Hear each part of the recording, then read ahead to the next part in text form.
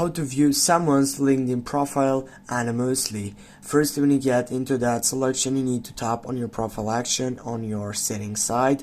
Then when you get right there, you need simply to go to your main point of your site selection, which is on your privacy action, or simply which is on your getting full site selections. And as you get right there, what is the main point, what you need to take it off on your site? It is to profile viewing, which as you can see it is on the right section for visibility, the third selection.